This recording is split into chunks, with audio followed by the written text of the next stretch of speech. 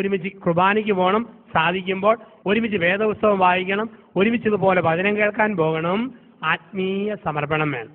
അതുപോലെ ലൈംഗിക സമർപ്പണം, എന്താണ് സെക്സിന്റെ സമർപ്പണം. ചില ആണുങ്ങളുണ്ട് കല്യാണം കഴിച്ചാലും വിവാഹത്തിൽ ബലാത്സംഗം നടത്തുന്നവരാണ്. എങ്ങനെയുള്ള ആണുങ്ങളാ? എപ്പോഴും പകല് മുഴുവൻ പൂരപ്പാട്ട്, നിന്റെ അപ്പൻ ഓക്കൻ, നിന്റെ ആങ്ങള ഊളൻ, നിന്റെ അനീതിക്ക് വട്ട്, നിന്റെ അമ്മയ്ക്ക് പിച്ച്, നിന്റെ കുടുംബക്കാർക്ക് മുഴുവൻ ഭ്രാന്ത്, പകല് മുഴുവൻ കുറ്റം, രാത്രി പൊന്നേ തേനെ പാലേ വെമ്പേ കൂടെ കിടക്കാൻ കൂടെ പാടി, ഇങ്ങനെ വിളിക്കുന്ന ആണുങ്ങളുണ്ട്. അവൻ യഥാർത്ഥ ഭർത്താവ് എന്ന് പറയാൻ പറ്റുകയില്ല. ചില ആണുങ്ങളുണ്ട് ഭാര്യയ്ക്ക് ഇഷ്ടമില്ലാത്ത വിധത്തിൽ ബ്ലൂ ഫിലിം കാണാൻ നിർബന്ധിക്കുക, ഇഷ്ടമില്ലാത്ത ശാരീരിക വേഴ്ചയ്ക്ക് അറപ്പ് ഭാര്യയിലുണ്ടാകുന്ന ശാരീരിക ബന്ധങ്ങൾക്ക് നിർബന്ധിക്കുക. അത് പക്വതയില്ലാത്ത ഭർത്താവാണ്. അന്തസ്സുള്ള ഭർത്താവാണോ ഭാര്യയിൽ ആത്മാഭിമാന ബോധം ഉണർത്തും. എന്നിട്ട് അവർക്ക് തോന്നും ഈ ഭർത്താവിന് എൻ്റെ ശരീരത്തെയും മനസ്സിനെയും ഞാൻ സമർപ്പിക്കണം. അങ്ങനെ ഒരു വൈകാരിക തലം ഭാര്യയിൽ ഉണർത്തുന്നവനാണ് ഭർത്താവ്. ശാരീരിക സമർപ്പണം. പോലെ പെണ്ണുങ്ങളുമുണ്ട്. ചില സ്ത്രീകളുടെ ഓർമ്മ 10 or 55 വയസ്സ് കഴിഞ്ഞാൽ പിന്നെ ഭാര്യാഭർത്തൃ ബന്ധം പാടില്ലെന്ന. ഒരു സ്ത്രീ പറഞ്ഞ, അച്ഛാ എനിക്ക് 58 വയസ്സ്, കെട്ടിയവൻ 62 വയസ്സായ അച്ഛാവോ, എൻ്റെ അച്ഛ 62 വയസ്സായെന്ന് പറഞ്ഞാലും ഇപ്പോഴും ഒരു തരി ഗുണാമണ ഇടപാടാച്ചാന്ന്. അപ്പൊ ആ സ്ത്രീയുടെ ഓർമ്മ 62-ാം വയസ്സിൽ ആണുങ്ങളുടെ വികാരങ്ങൾ തീർന്നു പോയെന്ന്. ഇന്ന് കുടുംബദിനത്തിൽ ഓർക്കുക പ്രിയ സഹോദരിമാരെ, ആണുങ്ങൾക്ക് ശാരീരിക ലൈംഗിക വികാരം എത്ര വയസ്സ് വരെ ഉണ്ടെന്ന് ചോദിച്ചാൽ അച്ഛൻ പറയുന്നതാണ് കണക്ക്. ഇങ്ങനെയുള്ള വികാരം ആണുങ്ങളെ സംബന്ധിച്ച് മരിച്ചു കഴിഞ്ഞ് ഒരു 5 മിനിറ്റ് കൂടെ കാണും. ഇത് മനസ്സിലാക്കിയില്ലെങ്കിൽ കുടുംബ ബന്ധങ്ങൾ തകർന്നു പോകുന്ന അറിയുക. ചില സ്ത്രീകളെ കാണാം കണക്ക് പറഞ്ഞാണ് ഭർത്താവിനോട് ബന്ധം. ചില സ്ത്രീകൾ പറയും തിങ്കളാഴ്ച വിശുദ്ധന്മാരുടെ ദിവസം, ചൊവ്വാഴ്ച മോശം ദിവസം, ബുധനാഴ്ച യൗസേപിതാവിനുള്ള പ്രത്യേക ദിവസം, വ്യാഴാഴ്ച കാവൽമാലാകയുടെ ദിവസം, വെള്ളിയാഴ്ച ഉപവാസ ദിവസം, ശനിയാഴ്ച കന്യാമറിയത്തിന്റെ ദിവസം, ഞായറാഴ്ച അവധി ദിവസം, പിന്നെ ഏത് ദിവസമാണ് ഭർത്താവിനുള്ള ദിവസം? ഒരു സ്ഥലത്ത് ഞാൻ പറഞ്ഞു, ഇങ്ങനെ പെണ്ണുങ്ങളുടെ ദിവസം നോക്കിയാൽ ദിവസം നോക്കാത്ത പെണ്ണുങ്ങളെ തേടി ആണുങ്ങൾ 10 or 150 രൂപയായിട്ട് പോയാൽ ആണുങ്ങളെ പഴിക്കരുത്. അത് കേട്ട പാടൊരു ചേട്ടൻ പറയാം എഴുന്നേറ്റിട്ട്, അച്ഛൻ ഏത് കാട്ടിന്നാ വരുന്നതെന്ന് ചോദിച്ചു. ഞാൻ പറഞ്ഞു അതിനെ അച്ഛാന്ന് ചോദിച്ചു. എൻ്റെ അച്ഛ പണ്ടാ 150, ഇപ്പം 300 പറഞ്ഞു. ഇതാണ് കാലം. അപ്പോൾ ലൈംഗിക സമർപ്പണം, 1 സാമ്പത്തിക സമർപ്പണം, 2 ആത്മീയ സമർപ്പണം, 3 ശാരീരിക സമർപ്പണം. സമർപ്പണത്തിന്റെ 3 മേഖലകൾ. ഇപ്പൊ സമർപ്പണം വേണം കുടുംബം സ്വർഗമാണെങ്കിൽ. ഇപ്പൊ 1 സ്വാതന്ത്ര്യം, 2 സുരക്ഷിതത്വം, 3 സാമീപ്യം, 4 സംതൃപ്തി, 5 സമർപ്പണം. സാമ്പത്തിക സമർപ്പണം, ആത്മീയ സമർപ്പണം, ശാരീരിക സമർപ്പണം. 6 സമാധാനം. കുടുംബത്തെ സ്വർഗമാക്കുന്ന 6ാമത്തെ തൂണാണ് സമാധാനം. കുടുംബത്തെ ദേവാലയമാക്കുന്ന 6ാമത്തെ തൂണ് സമാധാനം.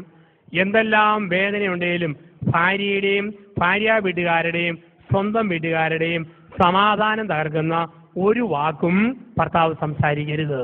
ഒരു സ്ത്രീക്ക് എത്ര ബുദ്ധിമുട്ടുണ്ടായാലും കെട്ടിയവന്റെ വീട്ടുകാരുടെയും കുറ്റം പറഞ്ഞ് സ്വന്തം അപ്പനമ്മമാരുടെ അടുക്കിലേക്ക് ഓടരുത്.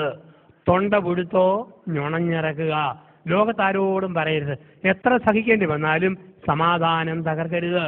ഭർത്താവിന്റെ അമ്മയിൽ നിന്നും അപ്പനിൽ നിന്നും അകറ്റുന്ന, പെങ്ങന്മാരിൽ നിന്നും സഹോദരന്മാരിൽ നിന്ന് അകറ്റുന്ന ഒരു ഭാര്യയായിരിക്കരുത്. ഭാര്യയെ ഒരിക്കലും ഇനി ഭാര്യ വീട്ടുകാരുമായി ഒരു ബന്ധവും വേണ്ടെന്ന് പറഞ്ഞ് മുറിക്കുന്ന ഒരു ഭർത്താവായിരിക്കരുത്. മനസ്സമാധാനം വേണം, കുടുംബസമാധാനം വേണം. കുടുംബത്തിൽ അങ്ങനെയുള്ള അന്തരീക്ഷം നമുക്ക് ആവശ്യമാണ്. ചില പെണ്ണുങ്ങളെയും മറ്റും കാണാം, കല്യാണം കഴിഞ്ഞ് വരുമ്പോൾ അമ്മായിമ്മയ്ക്ക് മകന്റെ ഭാര്യയോട് പോര്, ചില മരുമകളുമാർക്ക് ഭർത്താവിന്റെ അമ്മയോട് പിണക്കം. ചില പെണ്ണുങ്ങൾ കല്യാണം കഴിഞ്ഞ് 6ാം മാസം നമ്മുടെയൊക്കെ നാട്ടിൽ പുതച്ചു മൂടി കിടക്കും. രാത്രി 11-ന് ഭർത്താവിന്റെ ചെവി ചെന്ന് തവള കാറാൻ തുടങ്ങും. നിങ്ങളൊക്കെ നമ്മുടെ നാട്ടിൽ വരുമ്പോൾ മഴ പെയ്യുമ്പോൾ തവള കാർന്ന് കേട്ടിട്ടുണ്ട്. എങ്ങനെയാ തവള കാറുക? മേക്രോ മേക്രോ ക്രോ മേക്രോ മേക്രോ ക്രോ, ഇങ്ങനെയാണ് തവള കാറുക. ചില പെണ്ണുങ്ങൾ കല്യാണം കഴിഞ്ഞ് 6ാം മാസം ഭർത്താവിന് ചെവി ചെന്ന് തവള കാറും. എന്താ കാറുക? ചേട്ടാ വേറെ പാം, മാറിപ്പാം, ഇപ്പം പാം, മേക്രോ മേക്രോ ക്രോ. എന്തോ ഒരു കാര്യം കുടുംബത്തില്.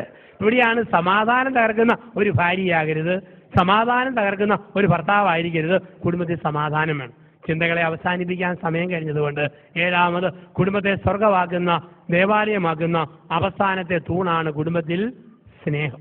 ഏറ്റവും പ്രധാനപ്പെട്ടതാണ് സ്നേഹം. അതുകൊണ്ടാണ് പൗലോസ്ലീഹ പറയുക എഫേസ്യസ് ലേഖനം 5-ാം അധ്യായത്തിൽ, ഭർത്താക്കന്മാരെ സ്നേഹിക്കുവിൻ, ഭർത്താക്കന്മാരെ ഭാര്യമാരെ നിങ്ങൾ സ്നേഹിക്കുവിൻ. ഈ സ്നേഹം ഉള്ളിൽ വെച്ചാൽ പോലെ പ്രകടിപ്പിക്കണം. ചില ആണുങ്ങൾക്ക് ഒരു ഓർമ്മയുണ്ട്, സ്നേഹം കാണിച്ച പെങ്കോന്തനാന്ന് വിളിക്കും. അതുകൊണ്ട് മുഖം വീർപ്പിച്ചിരിക്കുന്ന മിടുക്ക് ഒരിക്കലും കരുതേക്കരുത്. ഒരു തള്ള പറഞ്ഞു, എൻ്റെ അച്ഛൻ എനിക്കൊരു മോൻ, ആ മോന് 5 ഭാഷ അറിയാം. മലയാളം, തമിഴ്, കന്നഡ, ഹിന്ദി, ഇംഗ്ലീഷ് 5 ഭാഷ പക്ഷെ ഒരു കുഴപ്പമുണ്ട്, അവന് ഊമന, വർത്താനം പറയില്ല. 5 ഭാഷ ഊമനായ പിന്നെ കാര്യമുണ്ടോ? ഒരിക്കൽ ദമ്പതിമാരെ ധ്യാനിപ്പിച്ചപ്പോൾ ഒരു സ്ത്രീ പറഞ്ഞു, അച്ഛാ എൻ്റെ കെട്ടിയവൻ എന്നോടല്ല ഇഷ്ടം, അദ്ദേഹം 25 ഏക്കർ റബ്ബർ തോട്ടത്തെയും ഒരു മാരുതിക്കാരനെയാണ് കെട്ടിയിരിക്കുന്നത്, എൻ്റെ കൂടെ മാസത്തിൽ 2 ദിവസം പോലും താമസിക്കുകയില്ല. ഞാൻ പറഞ്ഞു, പൊന്നു മനുഷ്യ, ഭാര്യയ്ക്ക് ഇങ്ങനെ പരാതിയുണ്ട്, അല്പമൊക്കെ ശ്രദ്ധ കൊടുക്കേണ്ട. അവൻ പറഞ്ഞു, പൊട്ടി, അവൾക്കൊരു വിവരം ഉണ്ടോ അച്ഛാ? അവൾക്ക് എന്നാത്തിൻ്റെ കുറവാച്ചാ? 10 ഷീറ്റ് അവളുടെ പേര്, ഒരു അംബാസഡർ കാറ്, സമർത്ഥനായൊരു ഡ്രൈവർ, ഒരു കുറവും ഞാൻ വരുത്തിയിട്ടില്ല. ഞാൻ പറഞ്ഞു, അതാ കുറവ്, ഡ്രൈവർ പോരാ, നീ തന്നെ വീട്ടിൽ വേണം. ഇതാണ് പ്രശ്നം എന്ന് പറയാ. ഇപ്പൊ കുടുംബത്തിൽ ഈ സ്നേഹം കൊടുക്കാൻ പഠിക്കണം. സ്നേഹത്തിന്റെ ബാലപാഠങ്ങൾ കൊടുക്കാൻ പഠിക്കുക.